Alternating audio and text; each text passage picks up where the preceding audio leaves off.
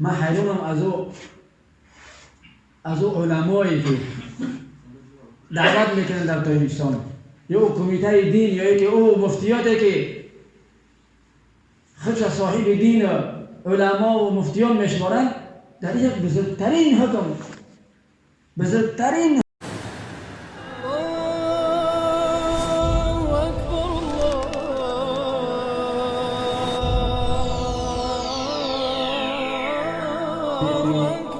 حاضر شدن، توفیق شرکت کردن و توفیق ادای نماز جمعه را نصیب می‌کرده که واقعا بزرگترین نعمت، بزرگترین احسان الله جلال برای ما شما کرده. برادر از مهربان، شنوندگان گرامی، الحمدلله که خداوند ما و شما را بزرگترین، اعلاترین، قیمتترین، با ارزشترین، بلندترین نعمت برای ما و شما نصیب کرده که او نعمت ایمان و اسلام. و بعد از اینکه بزرگترین نعمت برای ما و شما حاصل شده، ما را میگن مسلمان. اسلام برای ما را خدا داده، ما میشیم مسلمان. ایمان برای ما و شما داده، ما میشیم مؤمن. اسلام چرا میگن؟ سرخمی کردن. ان تستسلم، که انسان سرخمی کنه با تمام گفته های خدا و با تمام گفته های رسول خدا و با تمام آورده های رسول اکرم صلی الله علیه و سلم. اینا میگن مسلمان. که الحمدلله خداوند ما و شما را بزرگترین نعمت نصیب کرده که اسلام. ظاهرا، اما باطنا اگر کسی قبول کنه از ته دل، او را میگن مؤمن. از ته دل، هم ظاهری و هم باطنی، از ته دل واقعا سرخمی کنه در گفته های خدا و رسول، را میگن مؤمن مسلمان. دیگه الحمدلله خداوند ما و شما را این بزرگترین نعمت نصیب کرده، ایمان و اسلام. انسان مؤمن مسلمان شدن نمیتونه در حالی که یکی از حکم های الهی را او قبول نداشته باشه. یک اندکترین حکم الهی را، یک اندکترین گفته های رسول اکرم صلی الله علیه و سلم قبول نکنه، او مؤمن مسلمان شدن نمیتونه.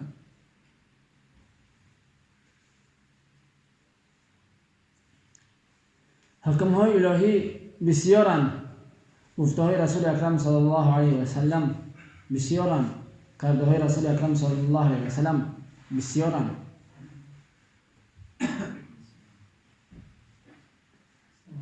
هر یک تا او را دونسته و هر یک تا او را تو نقطه اخیش فهمیدنم کاری هر کس نیست. اما مؤمنی درست، مسلمانی درست، اگر چه علم داشته باشه نداشته باشه، همین خیلی که یا الله جلال با تمام گفتهات و با تمام گفته های رسول اکرم صلی الله علیه و سلم و با تمام آورده های رسول اکرم صلی الله علیه و سلم، من ایمان کامل دارم، از جان دل، از قلب، از ظاهرا قبول دارم، اقرار میشه، اقرار ایمان اسلام میشه.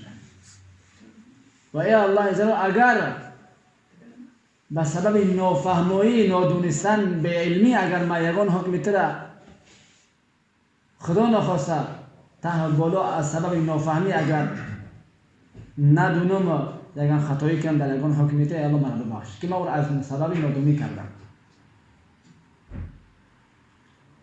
و یکی از حکم‌های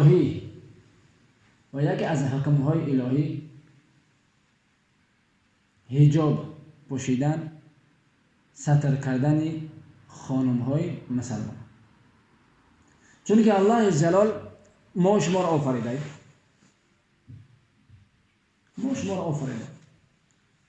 و این زمین و آسمان و هر چی که در این زمین و آسمان هست همه شب برای فایده و منفعت انسانیت آفریده. و خواست الله ذوالجلال از پیدایش آسمان ها و زمین همین که خدمت انسانیت شود و خاص پیدایش انسانیت همینه که الله جلال میخواه که بندگانش عبادت او را کنن. و ما خلقت الجن والانس الا لیعبدون. چگونه که الله جلال میفرماید که انسان ها و جنات فقط محض برای عبادتش آفریده الله. و الله جلال میخواه که دین مبین اسلام بلندترین ادیان و بلندترین دین ها در روی زمین باشه. و چگونه که الله جل عبادت ما را میخواه همین خیر برای ما را منفعت و فایده ما را میخواه و از منفعت و فایده ما همینه که در زمین امن امان باشه، در زمین فساد نباشه، در زمین خونریزی نباشه، در زمین بی‌حیایی و بی‌عریانی نباشه.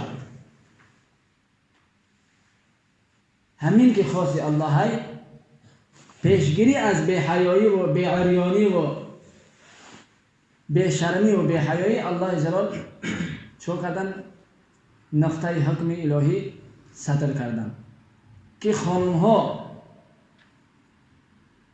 سطر کنن، حیا کنن، بجا کنن خودشو تا که مردها در چی مردها نتوان سبب بدنظری نشوه، سبب بدگمانی نشوه، سبب بدفکری نشوه، سبب بد پلان کشیدن و نقشه کشیدن مردان نشوه و سبب گناه نشوه و سبب زنا و بی‌حیایی و بی‌عریانی نشوه و سبب نسل انسانیت ویران شدن نشوه و سبب جنجال نشوه و سبب خونریزی نشوه و سبب فساد در زمین الله نشوه. سربنگه این تمامی گناه ها از بدنظری، بدگمانی، از رانی چشم.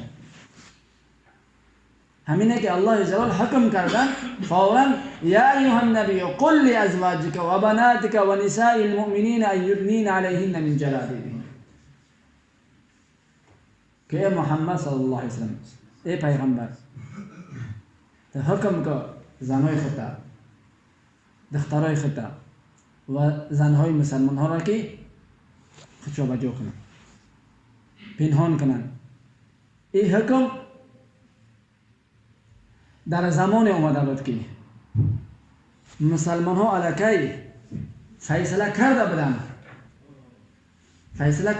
که مسلمان هستیم، مسلمان میمونیم و مسلمان میمریم.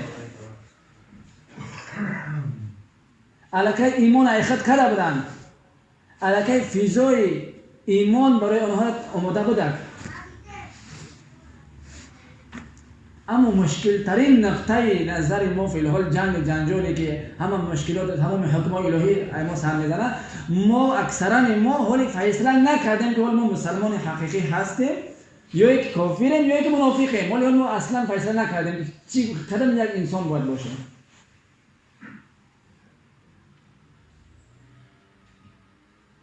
اول ترین نقطه باید ما فیصله کنیم که ما مسلمان هستیم، مسلمان میمونیم و مسلمان میمریم. این را باید ما فیصله کنیم.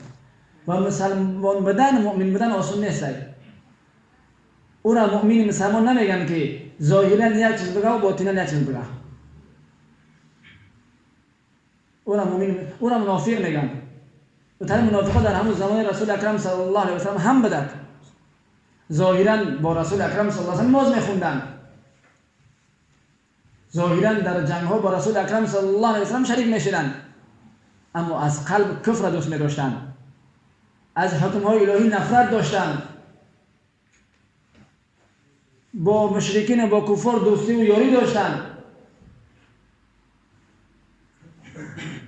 این گونه انسان در همون وقت هم بدن. ما باید اول فیصله کنیم، ما قضاوت کنیم با آینده زندگی ما باید اراده کنیم که با کدام حالت ما باید زنده باشیم و کدام یک راه ما. مسلمان مؤمن بدن پس باید حقیقی مؤمن بدن در کار. چگونه که صحابه های کرام رضوان الله علیهم اجمعین، چگونه ابوبکر، عمر، عثمان، علی که ایمان آوردن واقعا ایمان آورده بودن و از جان و از ته دل ایمان آورده بودن. ظاهر و باطنش یک بدک چگونه که اسلام دوست می داشتن همون خیلی از قلباش دوست می داشتن و تمام حکمای الهی را قبول داشتن و هر یک حکمی بزرگ کوچک اسلام ایمان با جان دل قبول داشتن و آماده قربانی شدن برای تمام حکم داشتن. اینا میگن مؤمن مسلمان.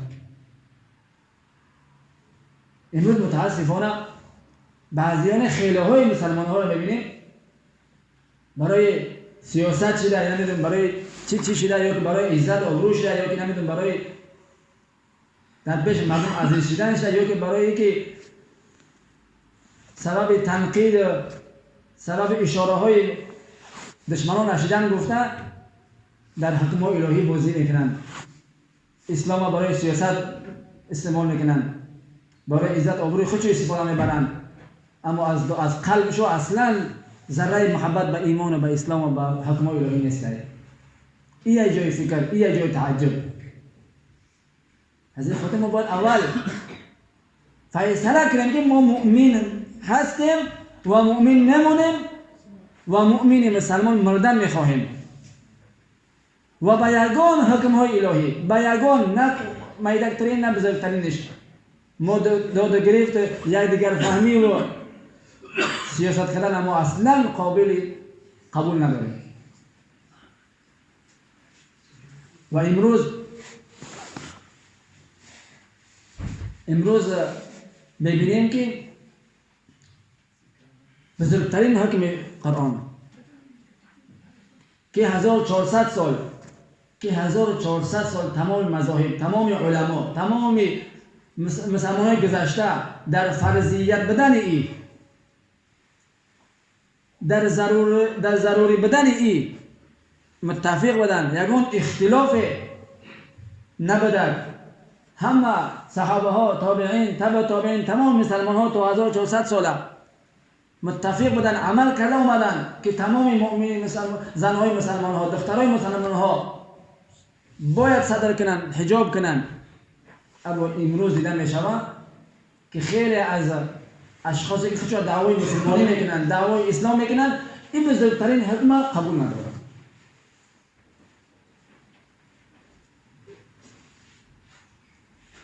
من حیرانم از او علمایی که دعوت میکنن در تاجیکستان یا او کمیته دین یا یکی او مفتیاتی که خودش صاحب دین علما و مفتیان میشمارن، در یک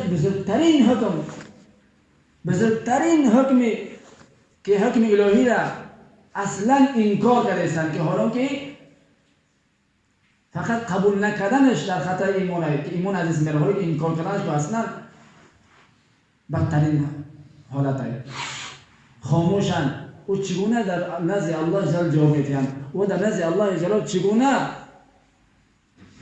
چی میگفته باشن در این قضیه سخت‌ترین. ولی با اصول است هر یک مؤمن مسلمانی که مؤمن دعوای ایمان اسلام داره چی میگفته باشه که وقتی الله جل بپرسه که این ارضی واسعه که زمین ما کشاد بود، تو میتونستی که چگونه که صحابه کرام رضوان الله اجمعین در مکه نتونستن حکم الهی را انجام بیارن، رسول اکرم صلی الله علیه و آله آنها حکم کرد که برای شما حبشه برین،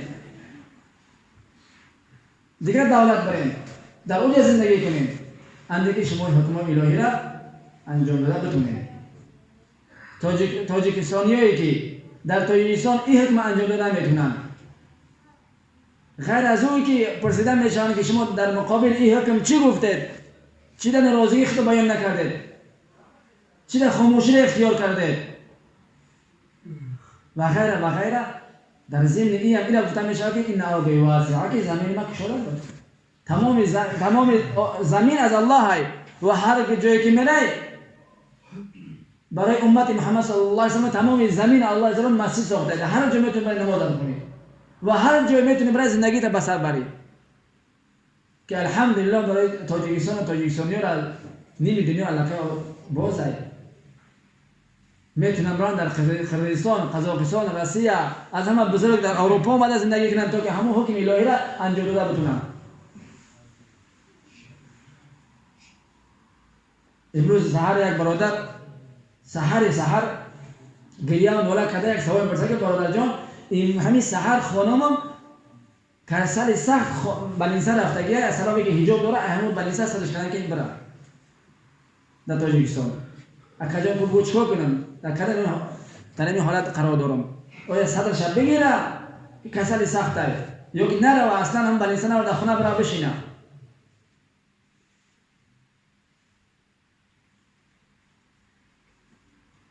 وقتی که صدرش بگیره رفتن میتونه، لیکن اگر صدرش ببنده رفتن نمیتونه. این معنی چی شد؟ معنی این شد که رویشان دشمنی با خدا و رسول دارن، با او آدم نه. دشمنیشون با نمو سطر. حالا که سطر 3 درجه داره. همین سطر بستن، حجاب بستن 3 درجه داره. بلندترین درجهش همیه که تمام جسمت بجا باشه. فقط یک شکافگی که فقط به یک چشم دیده بتونی. این بزرگترین درجهش. دیمش همین که کمتر همین چشمات روی باشن. 2 چشمات روی باشن. همت محکم باشه فقط 2 چشمات روی باشن. این سیوم درجه اخیرش که چهرت آزاد باشه و 2 دست آزاد باشه. یا تویتون همیه. یعنی چنان دشمنی با خدا و رسول ظالم ها پیشه کردگی هستند که همون آخرین درجهش هم قبول ندارن. و ما ایمان و چنان ضعیف شدگی است که چنان ما آماده برای اسلام فروختن و برای اسلام عزیز دادن و برای راضی شدن و تمام شکست شدن حکم الهی راضی شدگی هم که چنان ایمان و ضعیف شدگی است که چنان در مهر محبت خدا غرق مصروف شدگی هم که اصلا به این طرف توجه هم نداریم.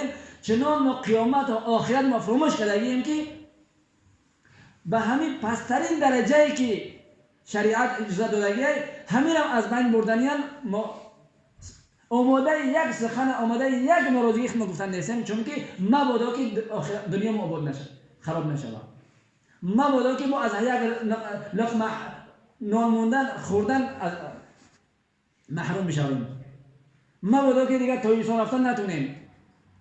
اما فراموش میکنیم ما آخرت ما تباه کردیم، قیامت ما تباه کردیم، قبر و گوریستون و قیامت و تمام برزخ ما تباه برباد کردیم از سببی که ما راضی باشیم اگر در این حالت در این قانون شکنی یا خلاف خدا و رسول.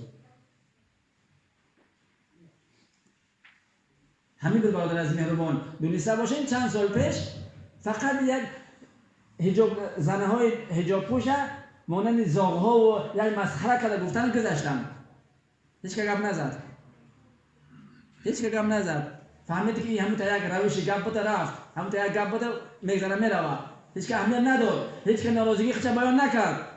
بعد از او با یک قانون کمتر وزن سخت‌تر ساز کردن، هیچ که اهمیت نداد. یگان امام خطیب گپ نزد از خلاف این گپ، یگان سیاستمدار یگان مخالف سیاست های رژیم و تویسان گپ نزد. این امروز رسیده که علاقه با صدر مردست باشه ولی صدر قبول نمیکنه.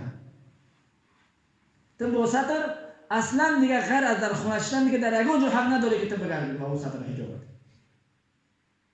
ولی اگر در همیشه هم خاموش بیسیم بعضی ها فکر نه این روش گپ های ممکنم تا روش گپ های مگذره میروه. نه در همون خونه بدن هم که صدر پوشیدن معنی میشه.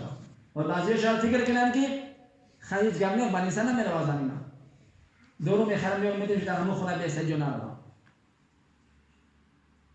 خودش با این فکرها و با این خواه خیالی ها خودش تسلیم میتیه و خودش خرسند میکنه. حالت میرسه که در همون خونه هم دیگه صدر پوشیدن میتونه، در همون خونه هم به صدر میمونه. ولی فکر میکنم خیلی سطره خیلی مجبوریه هیچ گپ نیست. روز میشوه که کلمه گفتن در دیگه نمیتونی گفتن. روز ساعت میشه که خیلی که صدر و سب ایمان برده هستن همون خیلی نماز خوندن ایبان میبرن، همون خیلی روزه را ایبان میبرن، همون خیلی حج از بان میبرن. و چگونه که 800 سال در اندلس اسپانیا اسلام بده که امروز حاضر اصلا نوم و نشون اسلام نیسته الا همون کسایی که از دیگر جو مگی باشن. اگر این همش سببش ما و خودت میشیم، خاموشی ما و خودت میشه که نسل های ما دیگه از اسلام چی که دور میشن، چی که نفرت از اسلام میبرن. چی ما مانند اصحاب کهف نمیتونیم اصحاب کهف که 6 کس 7 کس 8 کس چند کسی که بودن با کفر همون پادشاه همون وقت راضی نبودن، ناراضگی خودشو بیان کردن، از دست که هیچ چیزی نآمد کنار کشی را اختیار کردن. قصهش هست، بزرگترین درازترین قصه در قرآن، سوره کهف ده. هر هفته الحمدلله میخونیمش. ما هم مانند اصحاب کهف نمیتونیم که اقلا از سخنام و از گپام و تأیید این ظلم ظالمی را نکنیم، از اینکه در بالاتر کوشش کنیم علیه ناراضگی ما بیان کنیم. زمانی که حضرت یوسف علیه السلام وقتی فروخته میشه و در بازار یک شور شد که یک بهترین بزرگترین انسان ها واقعا میفروشنش و وزن او هم که است در وزن او طلا مقرر کردن و مردم طرف بازار هجومش زیادتر شد و یک کمپیرک کلانسال در پشتش یک قاب پخته طرف بازار رفته سای. از اون طرف مردم مریض هم میگه اوه خاله جان میگه کجا رفته سای؟ او کمپیرک میگه که من شنیدم که یک یوسف گفتنی یک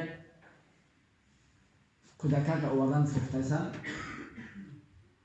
میخوام که برم بخرمش. میگه خاله جان میگه در وزن او نرخش طلای، تو با چی خریدی او را؟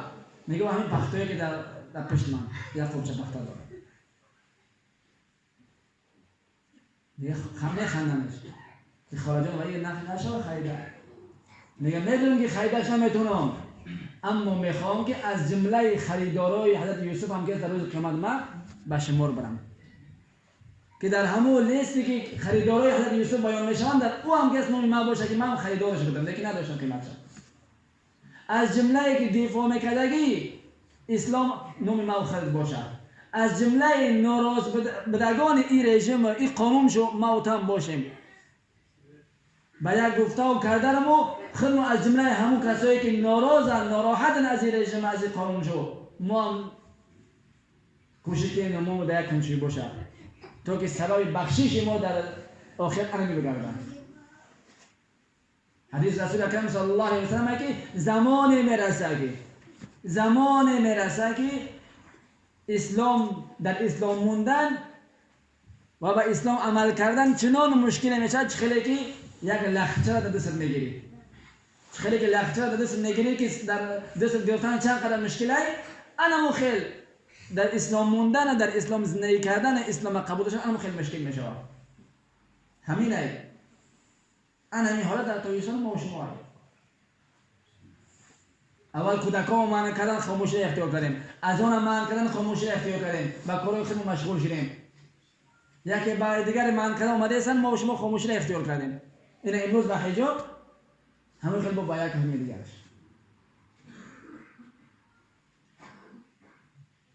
از بلیاز الله، بلیاز خدا، این بزرگترین نعمت که خدا برای ما و شما داده ایمان اسلام، این را به یگان قیمت از دست ما را نتیم، به یگان قیمت یا ما ضایع نکنیم، نه به سبب خاموشیمو، نه به سبب طرفداری و تایید کردن ظلم ستم و نه به سبب غفلت بی‌پرواییمو.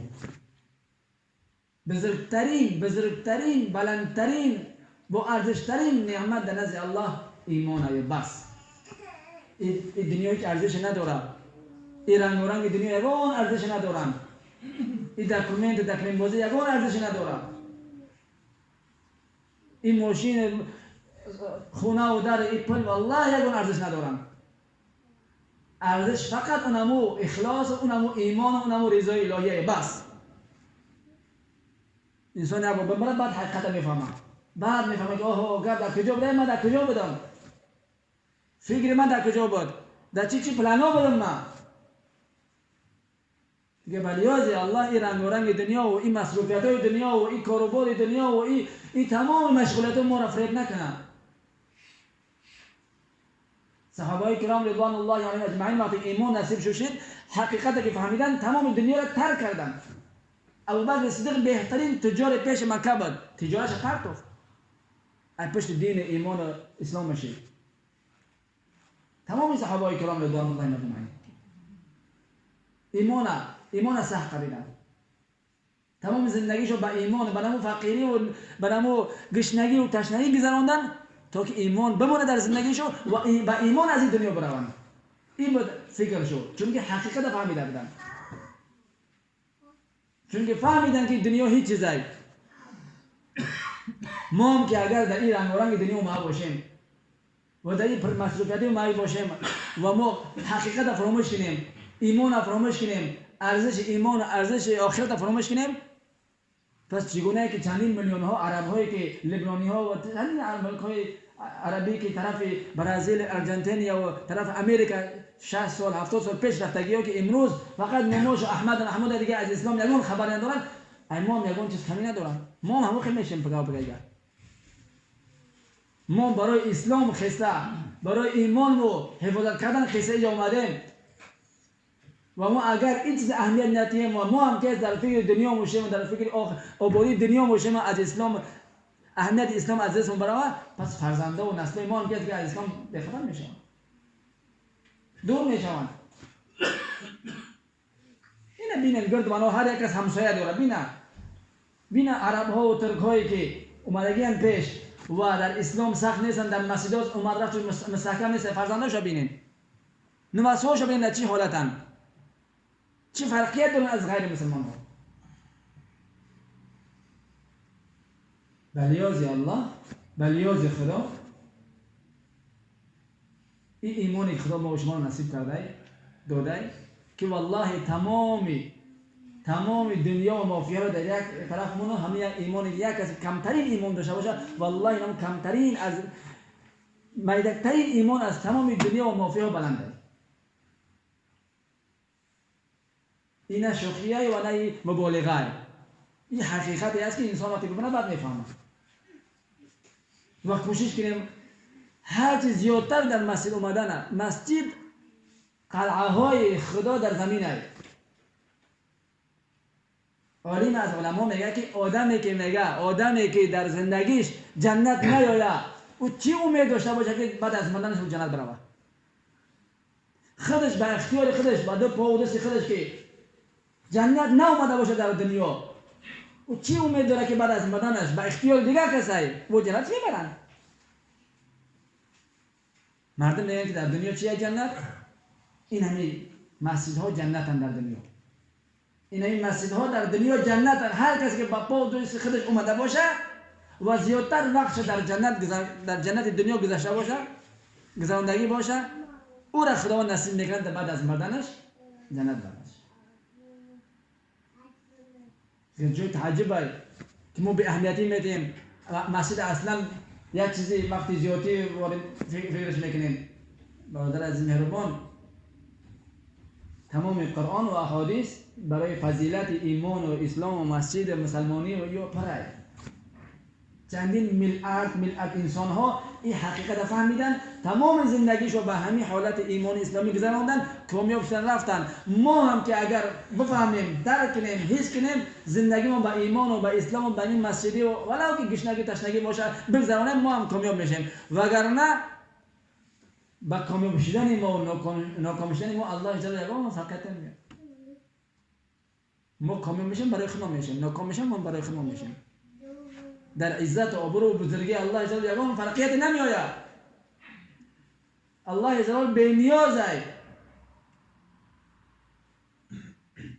بنابر همین برادر مهربان، بزرگترین مسئله که میشه روز هست حجابه. چند خیلی میتونیم از سعی دعا کنیم برای ای الله جلال ما را دیگه فهم فراست بده که از دین خود دفاع کنیم. ای الله صبرمون لبریز شد دیگه. ای الله جلال ایش اشخاصی که دشمنی دینی تو را دارن، ای الله جلال چگونه ای که اصحاب فیل ابابیل پرنده ها را فرستادی تباه و برباد کردی، ای الله جلال این دشمنان خودت پرنده ها و آب و زمین خیزی و هر نمودی که الله میخواهد این هر چیز تباه و برباد که الله جلال دشمنی زیادتر بیشتر نرود. ای الله جلال ملت نجیب شریف تاییسان واقعا مخلصن، واقعا دین دوست دارن. ای الله جلال از سببی که کمزورن مستضعفن، ای الله جلال مزید در امتحان خود گرفتارش نکن، هر چیز زودتر این ظالمان تباه و برباد. ای تای دل دعا کنیم، گریه و ناله کرده دعا کنیم که ظلمونه میرسه، که به چهره آزاد یک سخن هم روشن نمیتونیم، ناله کرده، گریه کرده، صدقه و کرده، از الله راضی شده و میلیون کس و کودک ملک جمع کرده دعا کنیم الله جل هر چیز زودتر ما و آنها را نجات بدیم. وگرنه چگونه که به پروایی کنیم کدام قانونی که در اوج هستن بکنه در اینجا میشوند و اینجا چیکار میکنیم؟ برای مهربان خدا همه ما شما را فهم فراست نصیب بکنه، قدر ایمان اسلام فهمیدن دونستن کردن نصیب بگردونه، هر چی گفتیم خاص برای الله گفتیم خدا توفیق عمل نصیب بگردونه. سبحانك اللهم و بحمدک نشهد ان لا اله الا انت نستغفرک.